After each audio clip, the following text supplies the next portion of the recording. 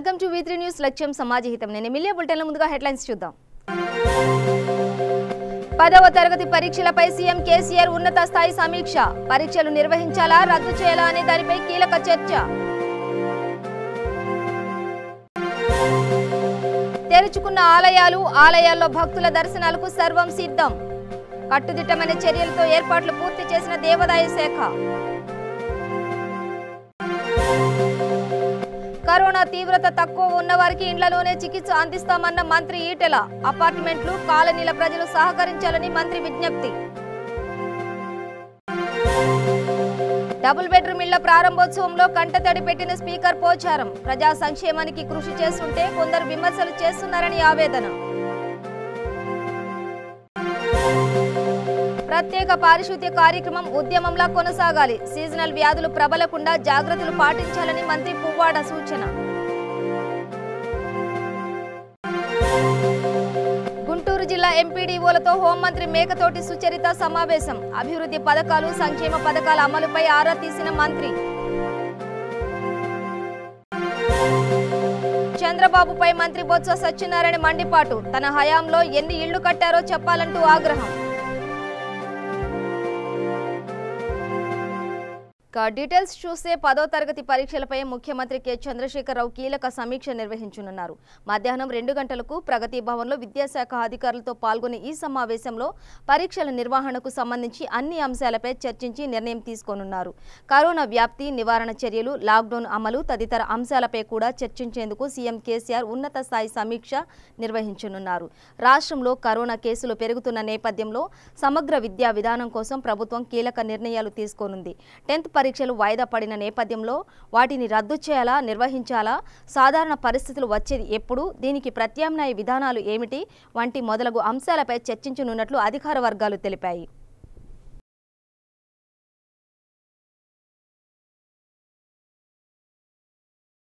కంటైన్మెంట్లో పరిధి మినహా రాష్ట్రంలో ఆలయాలు భక్తుల దర్శనాల కోసం సిద్ధమయ్యాయి. లాక్డౌన్ కారణంగా రాష్ట్రంలో మార్చి 21 నుంచి ఆదివారం వరకు ఆలయాల్లో భక్తులకు దర్శనాలు నిలిపివేశారు.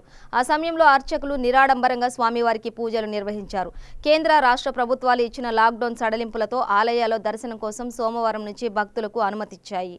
ఈ మేరకు రాష్ట్రంలోని అన్ని ఆలయాలు పరిసరాలను సోడియం హైపోక్లోరైడ్ ద్రావణంతో శుభ్రపరిచారు. భక్తులు భౌతిక దూరం పాటించేలా దేవాదాయ ధర్మాదాయ శాఖ ఆలయ విభాగాలు ఏర్పాట్లు పూర్తి చేశారు.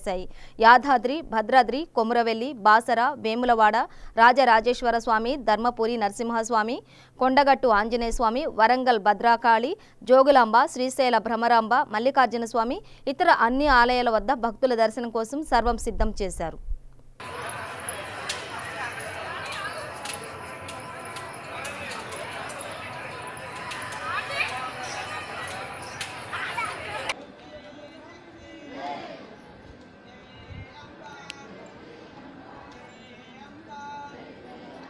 లక్షణాలు లేకున్నా చాలా మందిలో కరోనా పాజిటివ్ వస్తున్న నేపథ్యంలో వ్యాధి తీవ్రత తక్కువ ఉన్నవారికి 3 రోజులుగా ఇండ్లలోనే చికిత్స అందిస్తున్నామని వైద్య ఆరోగ్య శాఖ మంత్రి ఈటెల రాజేందర్ తెలిపారు. కేంద్ర మార్గదర్శకాలకు అనుగుణంగానే ఈ నిర్ణయం తీసుకున్నామని చెప్పారు. కరోనా పాజిటివ్ వచ్చిన వారు ఇంట్లోనే ఉండేందుకు అపార్ట్మెంట్లు, కాలనీల ప్రజలు ఇందుకు సహకరించాలని కోరారు. కరోనా సోకిన వారిని బహిష్కరించడం సరికాదన్నారు. కరోనా గాలి ద్వారా వైరస్ వ్యాప్తి చెందదని చెప్పారు. ప్రజలు అపోహలను వీడాలని విజ్ఞప్తి చేశారు. రాష్ట్రంలో కరోనా వ్యాప్తి, మరణాలు, వైద్య సేవల నిర్వహణపై వైద్య ఆరోగ్య శాఖ ఉన్నతాధికారులతో ఆయన బీఆర్కే భవన్లో సమీక్ష నిర్వహించారు. కరోనా సోకిన వ్యక్తి ఇంటి పక్కన ఉంటే తమకు కూడా వైరస్ సోకుతుందేమోనన్న భయంతో చాలా మంది హోమ్ క్వారంటైన్లో ఉండే వారిని ఇబ్బంది పెడుతున్నారని తెలిపారు. దీనివల్ల దవాఖానాలపై అధిక భారం పడుతున్నదని, వైద్య సిబ్బందిపై ఒత్తిడి పెరిగే అవకాశం ఉన్నదని మంత్రి ఆందోళన వ్యక్తం చేశారు. కరోనా వైరస్ సోకిన వైద్యులు, వైద్య సిబ్బంది, జర్నలిస్టులతో మంత్రి ఈటెల ఫోన్లో మాట్లాడారు. వారి యోగక్షేమాలను అడిగి తెలుసుకున్నారు. యువ జర్నలిస్టు మనోజ్ మృతి తనకు తీవ్ర మనోవేదనను కలిగించిందని మంత్రి ఆవేదన వ్యక్తం చేశారు. డబుల్ బెడ్రూమ్ ఇళ్ల ప్రారంభం సందర్భంగా అసెంబ్లీ స్పీకర్ పోచారం శ్రీనివాసరెడ్డి భావోద్వేగానికి గురై కంటతడి పెట్టారు. ఆయన నిజామాబాద్ జిల్లా కోటగిరి మండలం హంగర్గా గ్రామంలో 30 డబుల్ బెడ్రూమ్ ఇళ్లను ప్రారంభించారు. ఈ కార్యక్రమంలో స్పీకర్ మాట్లాడుతూ నష్టం వస్తుందన్న కారణంతో డబుల్ బెడ్రూమ్ ఇళ్ల నిర్మించడానికి కాంట్రాక్టర్లు ముందుకు రావడం లేదన్నారు. ఈ దశలో తన తనయుడితో పాటు మండల ప్రజా ప్రతినిధులను బ్రతిమాలి ఇళ్ల నిర్మాణం ముందుకు సాగేలా చేస్తున్నామన్నారు. వేరే నియోజకవర్గాల్లో తొలి విడత ఇళ్ల నిర్మాణం కూడా పూర్తి కాలేదని, ఇక్కడ ఇంత ఇంత మంచి కార్యక్రమం చేస్తుంటే కొందరు అర్థం చేసుకోకుండా విమర్శలు చేస్తుండడం బాధ కలిగిస్తోందంటూ కన్నీళ్లు పెట్టుకున్నారు. ప్రత్యేక పారిశుద్ధ్య కార్యక్రమం ఉద్యమంలా నిర్వహిస్తూ ప్రతి ఒక్కరూ పాల్గొనాలని రాష్ట్ర రవాణా శాఖ మంత్రి పువ్వాడ అజయ్ కుమార్ అన్నారు. ఖమ్మం జిల్లా కేంద్రం 35వ డివిజన్ వెంకటేశ్వర నగర్లోని నిర్వహించిన పట్టణ ప్రగతి కార్యక్రమంలో ఆయన పాల్గొన్నారు. ఈ సందర్భంగా ప్రతి ఒక్కరూ తమ ఇళ్లలో నీటి నిల్వ తొలగించాలని కోరారు. అనంతరం స్థానిక అపార్ట్మెంట్లోని పూల మొక్కలలో నిల్వ ఉన్న నీటిని తొలగించారు. కాల్వలో పేరుకుపోయిన చెత్తను చూసి అధికారులపై ఆగ్రహం వ్యక్తం చేశారు. స్థానిక ప్రజల అభ్యర్థన మేరకు ప్రమాదకరంగా ఉన్న సైడ్ కాల్వపై మూతలు ఏర్పాటు చేయాలని మున్సిపల్ కమిషనర్ను ఆదేశించారు. ఈ సందర్భంగా మంత్రి మాట్లాడుతూ ప్రభుత్వం చేపట్టిన ప్రత్యేక పారిశుద్ధ్య డ్రైవ్ నిరంతర ప్రక్రియల కొనసాగించాలని కోరారు. వర్షాకాలంలో సీజనల్ వ్యాధులు, అంటువ్యాధుల విషయంలో విషజ్వరాలు ప్రబలకుండా ఉండేందుకు ప్రతి ఒక్కరూ పరిసరాలను పరిశుభ్రంగా ఉంచుకోవాలని అన్నారు. ఈరోజు ఆదివారం 10 గంటలకు 10 నిమిషాల కార్యక్రమం కేటీఆర్ గారు మున్సిపల్ శాఖ మంత్రులు సూచించినట్లుగా ప్రతి ఒక్కళ్ళు కూడా ఆదివారం 10 గంటలకి 10 నిమిషాల పాటు తమ తమ ఇళ్లల్లో మరియు పరిసర ప్రాంతాల్లో నిల్వ ఉండే నీళ్ళని తొలగించి ఈ డెంగ్యూ మరియు ఇతర సీజనల్ వ్యాధులకు కారణమైన దోమల లార్వాని పెరగకుండా ఉండేందుకు నిల్వ ఉంచిన వాటర్ని తీసేసే కార్యక్రమం చేస్తూ ఉన్నాం. దాంతోపాటుగా ఇప్పుడు జరుగుతున్న పారిశుద్ధ్య డ్రైవ్ కార్యక్రమం కూడా 1వ తారీఖు నుండి 8వ తారీఖు వరకు ఖమ్మం నగరంలో పెద్ద ఎత్తున జరుగుతూ ఉంది. నగరంలో జరిగే పారిశుద్ధ్య కార్యక్రమం తర్వాత మేజర్ డ్రైన్స్ డీసిల్టింగ్ తర్వాత చిన్న చిన్న డ్రైన్స్ అన్నింటిని కూడా క్లీన్ చేసే కార్యక్రమం ఇదంతా కూడా పెద్ద ఎత్తున లాస్ట్ 1 వీక్ నుంచి ఉధృతంగా చేస్తూ ఉన్నాం. దాంతోపాటుగా ఖమ్మంలో జరిగే అభివృద్ధి కార్యక్రమాలను కూడా మున్సిపల్ శాఖ మంత్రులు మొన్ననే రివ్యూ చేశారు కేటీఆర్ గారు.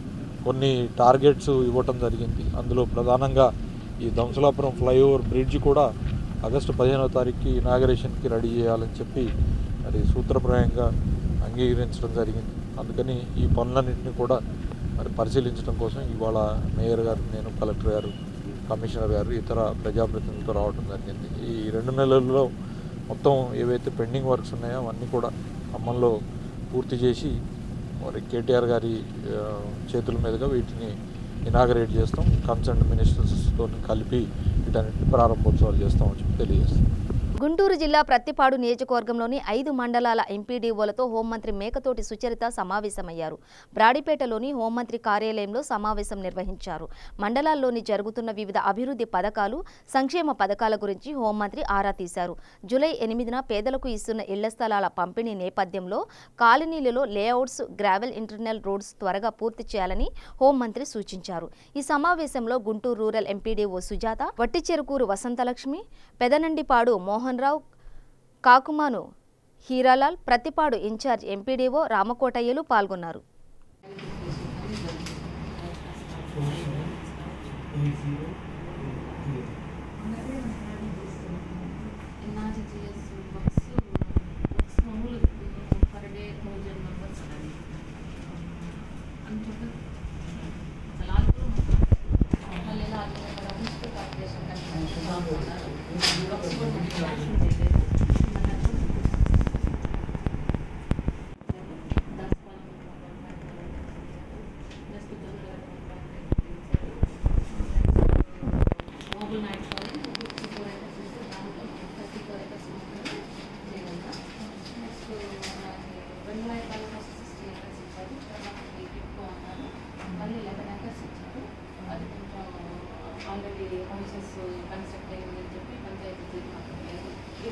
ఏడాది పాలనలో వైసీపీ ప్రభుత్వం చేసిందేమీ లేదని చంద్రబాబు అంటున్నారని, తన హయాంలో ఎన్ని ఇళ్లు కట్టారో చెప్పాలని ఏపీ పురపాలక శాఖ మంత్రి బొత్స సత్యనారాయణ ప్రశ్నించారు. 1.70 లక్షల కోట్ల అప్పులు చేసి రాష్ట్రాన్ని ముంచారని చంద్రబాబుపై మండిపడ్డారు. రాష్ట్ర విభజన తర్వాత పసిపాప లాంటి రాష్ట్రాన్ని చంద్రబాబు చేతిలో పెడితే చంపేశాడని విమర్శించారు. విశాఖలో బలవంతపు ల్యాండింగ్ పూలింగ్ జరిగినట్లు నిరూపిస్తే తాను బాధ్యత వహిస్తానని బొత్స స్పష్టం చేశారు. రాష్ట్రంలో విద్య, వైద్య రంగాల అభివృద్ధికి జగన్ ప్రభుత్వం పెద్దపీట వేసిందని వెల్లడించారు. విశాఖ ఎగ్జిక్యూటివ్ క్యాపిటల్ కావాలన్నది ఆ ప్రాంత ప్రజల కోరిక అని, త్వరలో విశాఖ ప్రజల కోరిక తీరుతుందని అన్నారు. జరుగుతున్న పరిస్థితుల్ని అన్నిటినీ కూడా అవగాహన చేసుకుని ఆయన పాదయాత్రలో వారిని కలిసి ప్రజలు చెప్పుకున్న విన్నపాలన్నింటినీ కూడా క్షుణ్ణంగా ఆయన వాటి పరిష్కారం కోసం ఒక ఆలోచనతో జరిగిన ఎన్నికల్లో సంవత్సరం కింద జరిగిన ఎన్నికల్లో ఒక మేనిఫెస్టో భగత్ స్వరూపమైన ఒక మేనిఫెస్టోని ఆయన విడుదల చేశారు. అది ఈ రాష్ట్రంలో ఆయన ప్రచారానికి వెళ్ళినప్పుడు ప్రతి ఒక్కరికి మేనిఫెస్టోని చూపెట్టి ఇందులో అంశాలని ఒకటిగా చెప్పుకుంటూ ప్రజలకు వచ్చి వివరిస్తూ అవకాశం ఇవ్వండి, తప్పకుండా మీ తాలూకా నా పాదయాత్రలో మీరు నాకు చెప్పిన విషయాలకి శాశ్వతమైన పరిష్కారం తీసుకొస్తాను, మీరు పడుతున్న ఇబ్బందుల నుంచి ఉపశమనం కల్పిస్తాను, రాష్ట్రాలు అభివృద్ధి చేస్తానని చెప్పి ఆయన కోరారు. ఆయన కోరిన కోరికని రాష్ట్రంలో ఉన్న ప్రజలందరూ కూడా హర్షించారు, నమ్మారు. ఈరోజు ఆయన ముఖ్యమంత్రిగా చేశారు. ఆయనతో పాటు మమ్మల్ని అందరినీ కూడా ఆయన మంత్రివర్గంలో తీసుకున్నారు. ఓ సమస్యగా మరి 151 మంది ఎమ్మెల్యేలుగా ఉన్న ఈ శాసనసభలో ఇంత పెద్ద మెజారిటీని ఎప్పుడు కూడా రాలేదు. అటువంటి మ్యాండేట్ని ఆయన దృఢ సంకల్పంతో దృఢ నిశ్చయంతో మరి ప్రభుత్వం కట్టుదిట్టమైన ఆలోచనలు. కరోనా మహమ్మారితో TV five news channel journalist Dadige Manoj Kumar మృతి చెందారు. గాంధీ దవాఖానాలో చికిత్స పొందుతూ ఆదివారం ఉదయం చనిపోయారు. యువ జర్నలిస్ట్ మనోజ్ కుమార్ మృతికి ముఖ్యమంత్రి కె చంద్రశేఖరరావు సంతాపం వ్యక్తం చేశారు. ఆయన కుటుంబ సభ్యులకు ప్రగాఢ సానుభూతి తెలిపారు. హైదరాబాద్ మాదన్నపేటకు చెందిన మనోజ్ కుమార్ కొన్నేళ్లుగా TV5 news channel crime reporter గా పనిచేస్తున్నారు. 8 నెలల కిందటే సైదాబాద్ కు చెందిన యువతితో వివాహం కాగా ప్రస్తుతం ఆమె 6 నెలల గర్భిణి. వారం రోజులుగా జ్వరంతో బాధపడుతున్న మనోజ్ కుమార్ కి చికిత్స కోసం ఫీవర్ హాస్పిటల్ కు వెళ్లారు. కరోనా లక్షణాలతో గాంధీలో చేరిన మనోజ్ ఊపిరితిత్తులతో పాటు కరోనాకు చికిత్స పొందుతుండగా గుండెపోటు రావడంతో మృతి చెందినట్లు వైద్యులు వెల్లడించారు. మనోజ్ మృతి పట్ల రాష్ట్ర విద్యాశాఖ మంత్రి సబితా ఇంద్రారెడ్డి ప్రగాఢ సంతాపం వ్యక్తం చేశారు. ఇంత జాగ్రత్తలు తీసుకుంటున్నా. ఈరోజు మనతో పాటు 2 నెలల నుండి మనం ఇంట్లో ఉన్నా కూడా పోలీస్ డిపార్ట్మెంట్ కానీ, మున్సిపల్ అడ్మినిస్ట్రేషన్ కానీ, అదేవిధంగా రిపోర్టర్స్ కానీ వీళ్ళందరూ రోజు 24 గంటలు రోడ్ల మీద పనిచేస్తున్నారు. రిపోర్టర్స్ అయితే మనకి న్యూస్ తీసుకొచ్చే ప్రయత్నం, మనం అలర్ట్ చేసే ప్రయత్నం చేస్తున్నారు. పోలీస్ డిపార్ట్మెంట్ 24 గంటలు రోడ్ల మీద ఉన్నారు. మున్సిపల్ డిపార్ట్మెంట్ మన చెప్పిన సందర్భాన్ని మనం అందరం గుర్తు చేస్తున్నాం. ఈరోజు మనోజ్ అని టీవీ5 స్టాఫ్ రిపోర్టర్ కరోనా సోకి చనిపోయాడు. చిన్న పిల్లడు మొన్ననే పెళ్ళయింది. నిజంగా ఇట్లాంటి బాధను ఏమైనా పడకుండా ఉండడానికి సోషల్ డిస్టెన్స్ మెయింటైన్ చేయండి. మన ఒక్కరితో మనం ఒక్కటే వదిలేండి మరొకసారి కోరుకుంటూ మనోజ్ గురికి సంతాపం తెలియజేసి వాళ్ళ కుటుంబానికి భగవంతుడు మనోదయం ఇవ్వాలని కోరుకుంటూ మరొకసారి. రాష్ట్ర ఐటీ శాఖ మంత్రి కేటీఆర్ పిలుపు మేరకు పెద్దపల్లి జిల్లా రామగుండంలో ఎమ్మెల్యే కోరుకంటి చందర్ ప్రత్యేక పారిశుద్ధ్య కార్యక్రమం చేపట్టారు. ఈ సందర్భంగా ఆయన మాట్లాడుతూ రానున్న వర్షాకాలంలో సీజనల్ వ్యాధులు వ్యాప్తి చెందకుండా జాగ్రత్తలు తీసుకోవాలని, నీటి నిల్వలు లేకుండా చూసుకోవాలని సూచించారు.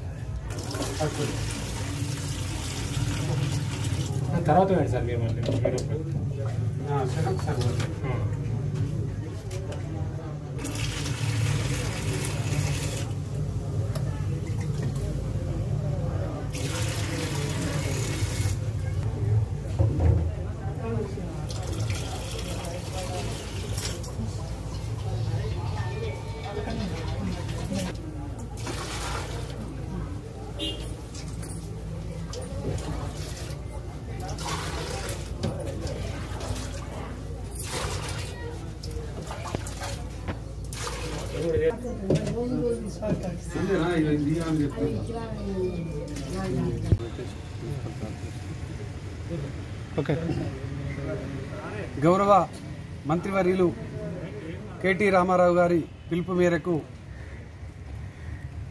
ప్రతి ఆదివారం 10 గంటలకు 10 నిమిషాల పాటు నిల్వ ఉన్నటువంటి నీటిని, ఇంట్లో ఉన్నటువంటి వాటర్ను అన్నీ పరిశుభ్రంగా తీసివేయాలనేటువంటి కార్యక్రమంలో భాగంగా ఈ యొక్క కార్యక్రమాన్ని ఈరోజు క్యాంపు కార్యాలయంలో, ఎమ్మెల్యే క్యాంపు కార్యాలయంలో చేయడం జరిగింది. ప్రత్యేకంగా గౌరవ మంత్రి గారు కేటీ రామన్న తెలంగాణ ప్రాంతంలో ఉన్నటువంటి ప్రజలందరికీ కూడా ఆరోగ్యవంతులుగా ఉండాలనేటువంటి ఉద్దేశం కొద్దీ ప్రజలను చైతన్యవంతం చేసేటువంటి కార్యక్రమమే ఈ యొక్క కార్యక్రమం.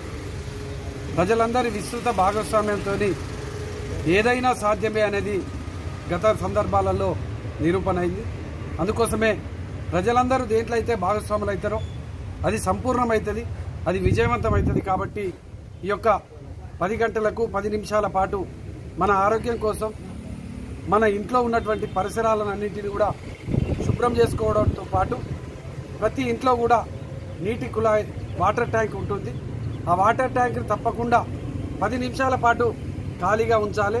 దీనివల్ల దోమలు కానీ ఇంకా క్రిమి కీటకాలు ఏవి కూడా ఉండకుండా ఉండేటువంటి అవకాశం ఉన్నది. కాబట్టి నీటిని తొలగించి 10 నిమిషాల పాటు ఖాళీగా ఉంచాలనేటువంటి కార్యక్రమమే ఈ యొక్క కార్యక్రమం. ఇందులో భాగంగానే మేము ఇక్కడ ఫ్రీజర్ను 10 నిమిషాల పాటు మొత్తము దీన్ని పూర్తిగా స్థాయిలో క్లీన్ చేసి దాంట్లో ఉన్నటువంటి వాటర్ అన్నింటిని కూడా తీసివేయడం జరిగింది. ప్రతి ఇంటి మీద ఉండేటువంటి ట్యాంకును కూడా ప్రతి ఆదివారం తప్పకుండా క్లీన్ చేసుకోవాలని ఈ యొక్క సందర్భంగా రామగుండం నియోజకవర్గ ప్రజలందరినీ కూడా కోరడం జరుగుతూ ఉన్నది. రాబోయేటువంటిది వర్షాకాలంలో ఈ యొక్క దోమలతోని వివిధ అంటువ్యాధులు, వివిధ రోగాలు ప్రబలేటువంటి పరిస్థితి ఉంటుంది. డెంగ్యూ కానీ, మలేరియా కానీ, చికెన్ గున్యా కానీ రావడానికి అవకాశాలు ఉన్నాయి. కాబట్టి ఈ యొక్క పరిశుద్ధ విషయంలో తప్పకుండా మీరందరూ కూడా జాగ్రత్తలు తీసుకోవాలని ఈ యొక్క సందర్భంగా మేము ప్రత్యేకంగా కోరుతా ఉన్నాం.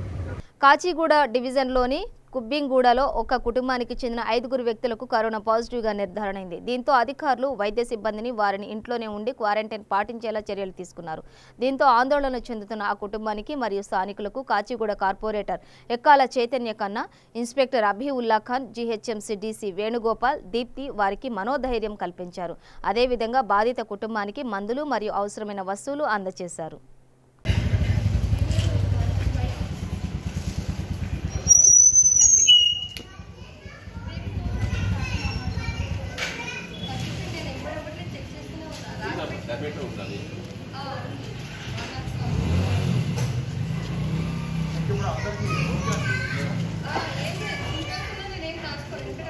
ఓకే అనిపిస్తుంది. హెల్త్ కనబడుతుంది, హెల్తీగా కనబడుతుంది. Good good, take care. ధైర్యంగా ఉంటే ఇంకా ఏం కాదు, తగ్గిపోతుంది. మేడం ఎన్ని రోజులు అయింది ఇప్పుడు? మొన్న పాజిటివ్ వచ్చి దగ్గర తీసుకోవాలి సార్. ఇప్పుడు ఎన్ని రోజులు అయింది? 2 days ఈ ఇంటికి వచ్చి 2 days ముందు అదే వచ్చి పాజిటివ్.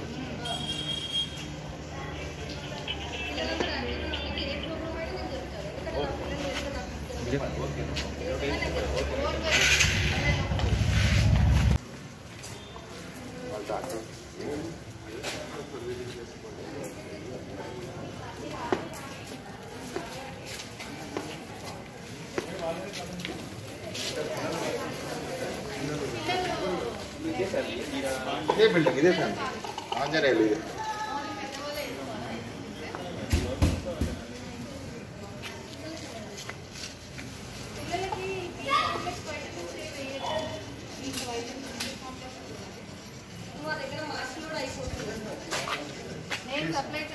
ఇస్తారు, మీరు ఏం కావాలని అడగండి, ఇస్తారు. నో ప్రాబ్లం, ఇబ్బంది ఏం లేదు.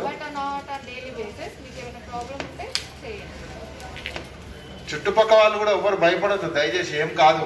ఇప్పుడు మేము అందరం పని చేస్తలేమా?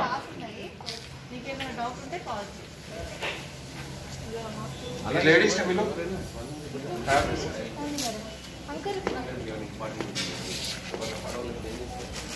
సుమారు 2 నెలల తర్వాత భక్తులకు ఆలయాల్లోకి దర్శన భాగ్యం కలిగినుంది. కరోనా నేపథ్యంలో మార్చి 21 నుంచి అన్ని ఆలయాలు మూసివేయగా తాజాగా 2 నెలల తర్వాత ప్రభుత్వ ఆదేశాల మేరకు ఈ నెల 8 నుంచి అన్ని ఆలయాలు, ప్రార్థనా మందిరాలు తెరుచుకోవడంతో భక్తులు పెద్ద సంఖ్యలో వచ్చే అవకాశం ఉంది. ఈ మేరకు కొండగొట్ట ఆంజనేయ స్వామి ఆలయంలో భక్తులను అనుమతించేందుకు ఏర్పాట్లు చేశారు. ఈ సందర్భంగా గర్భగుడి ఆలయ పరిసరాల్లో శానిటేషన్ పనులు చేపట్టినట్లు ఈవో కృష్ణప్రసాద్ తెలిపారు.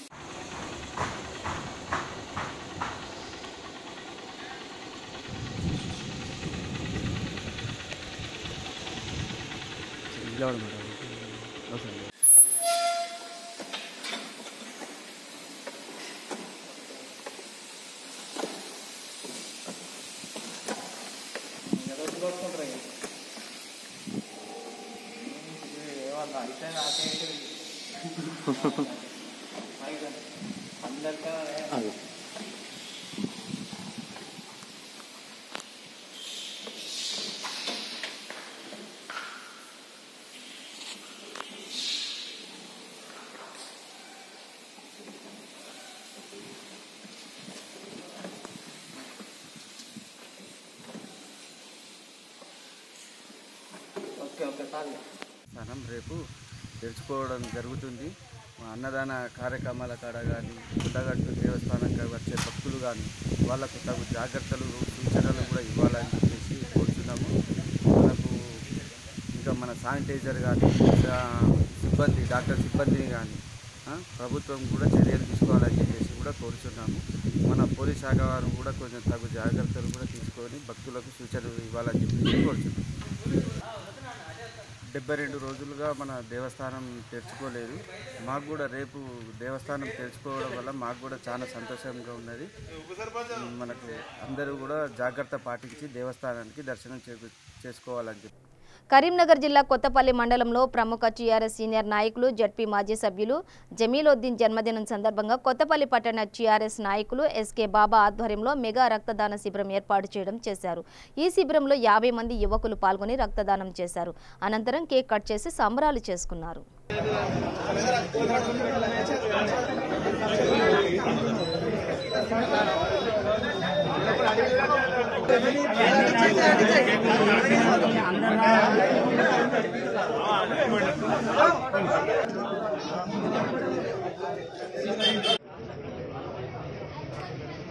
మా ప్రియతమ నాయకుడు మొహమ్మద్ జమీలుద్దీన్ గారు పుట్టినరోజు సందర్భంగా ఈరోజు 8వ వార్డు కౌన్సిలర్ మా తరఫున రక్తదాన శిబిరం ఏర్పాటు చేయడం జరిగింది. దానికి సుమారుగా దాదాపు 40 మంది రక్తాన్ని వారి మీద రక్తదానం చేశారు. వారి మీద అభిమానంతో వారు ఇటువంటి బర్త్డేలు ఇంకెన్నో చేసుకొని రాజకీయంగా ఎంతో ముందుకు సాగాలని చెప్పేసి నేను మనస్ఫూర్తిగా కోరుకుంటున్నాను. ఈరోజు మా యూత్ కొత్తపల్లి యూత్ తరఫున రక్తదాన శిబిరం చాలా మంది యువకులు పాల్గొని ఈ రక్తదాన శిబిరాన్ని విజయవంతం చేసినారు. ఈరోజు మా కొత్తపల్లిలో పండుగ రోజు లెక్క కనిపిస్తుంది. మా అన్న లీడర్ జమీదన్న జన్మదిన సందర్భంగా ఈరోజు ఇంత మంచి ప్రోగ్రాం చేయడం జరిగింది. రాబోయే కాలంలో దీనికన్నా ఇంకా చాలా మంచిగా చేయాలని మా యూత్ని ఇంకా మా మీద అన్న ఆశీర్వాదం ఉండాలని ఈ ఊరు ప్రజలతో కోరుకుందాం. ఈరోజు మా అభిమాన నాయకుడు జమీలన్న గారి బర్త్డే సందర్భంగా రక్తదాన శిబిరం ఏర్పాటు చేసుకున్నాం. సుమారు 40 మంది రక్తదాతలు రక్తదానం చేశారు. వారు ఇలాంటి పుట్టినరోజులు మరెన్నో జరుపుకోవాలని ఆయురారోగ్యాలతో నూరేళ్ళు సంతోషంగా ఉండాలని రాజకీయంగా ఇంకెందుకు ఎదగాలని కోరుకుంటున్నారు. నారాయణపేట జిల్లా మక్తల్ మండలంలో టీఎల్ఎఫ్ తెలంగాణ లెక్చరర్స్ ఫోరం ఆధ్వర్యంలో రాష్ట్ర అధ్యక్షులు రామకృష్ణయ్య మరియు కత్తి వెంకటస్వామి ఆకలి దీక్ష కార్యక్రమం నిర్వహించారు.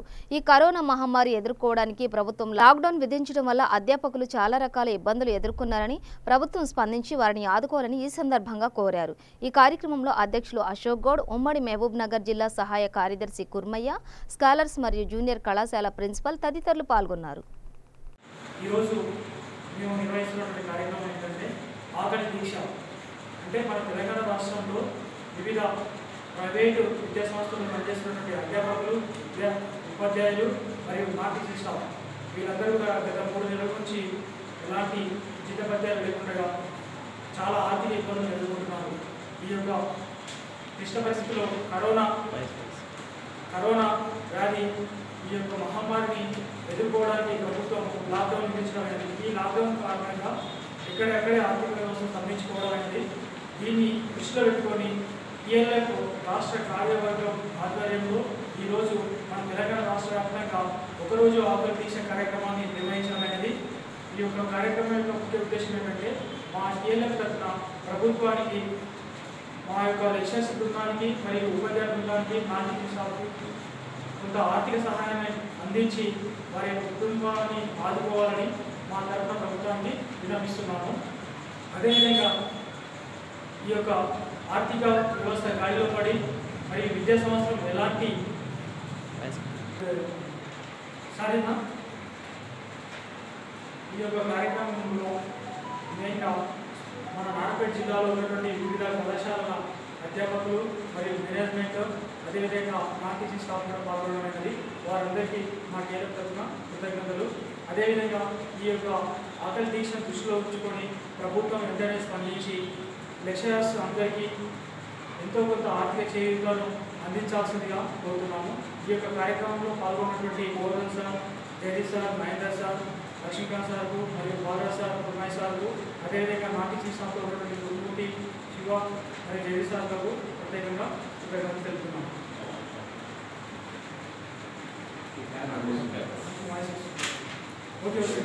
బులెటిన్ ముగించే ముందు హెడ్లైన్స్ మరోసారి. 10వ తరగతి పరీక్షలపై సీఎం కేసీఆర్ ఉన్నత స్థాయి సమీక్ష. పరీక్షలు నిర్వహించాలా, రద్దు చేయాలా అనే దానిపై కీలక చర్చ.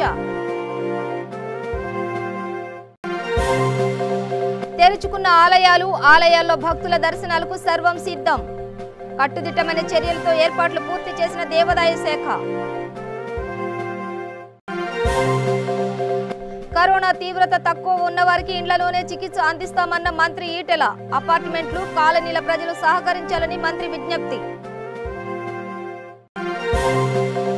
డబుల్ బెడ్రూమ్ ఇళ్ల ప్రారంభోత్సవంలో కంటతడి పెట్టిన స్పీకర్ పోచారం. ప్రజా సంక్షేమానికి కృషి చేస్తుంటే కొందరు విమర్శలు చేస్తున్నారని ఆవేదన.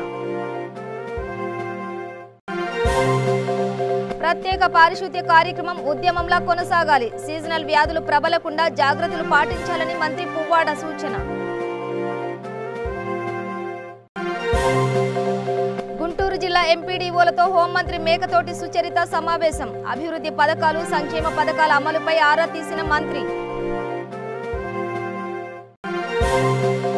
చంద్రబాబుపై మంత్రి బొత్స సత్యనారాయణ మండిపాటు. తన హయాంలో ఎన్ని ఇళ్లు కట్టారో చెప్పాలంటూ ఆగ్రహం. ఇవి బులెటిన్ విశేషాలు. మరింత సమాచారం కోసం చూస్తూనే ఉండండి V3 న్యూస్. లక్ష్యం సమాజహితం.